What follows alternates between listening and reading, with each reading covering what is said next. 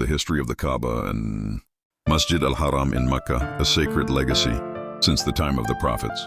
1. The origins of the Kaaba, the first trace of monotheistic worship. The Kaaba is a cube-shaped structure located at the center of Masjid al-Haram in Mecca, Saudi Arabia. It is regarded as Baytullah, the house of Allah, and serves as the Qibla, the direction of prayer, for Muslims around the world. Origin of construction.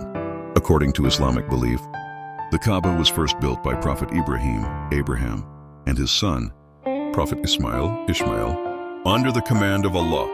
This is mentioned in the Quran, Surah Al-Baqarah 237, and mentioned when Abraham was raising the foundations of the house, and with him Ishmael, saying, "Our Lord, accept this from us.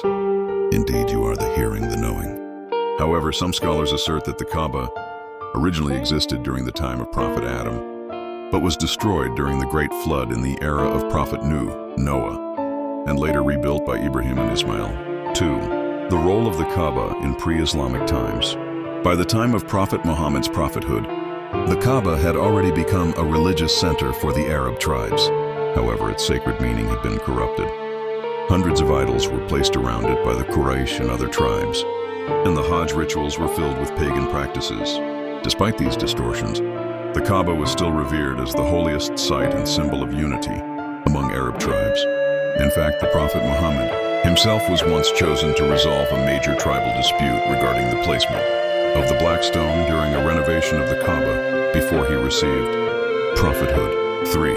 The era of Prophet Muhammad and the purification of the Kaaba. A turning point in the history of the Kaaba came when the Prophet Muhammad conquered Mecca in the 8th year of Hijrah, 630 CE. Upon entering the Kaaba, he destroyed all the idols and purified the sanctuary solely for the worship of Allah. The Prophet declared, "Indeed, Mecca was made sacred by Allah the day He created the heavens and the earth, and it will remain sacred until the day of judgment." Hadith narrated by Bukhari and Muslim.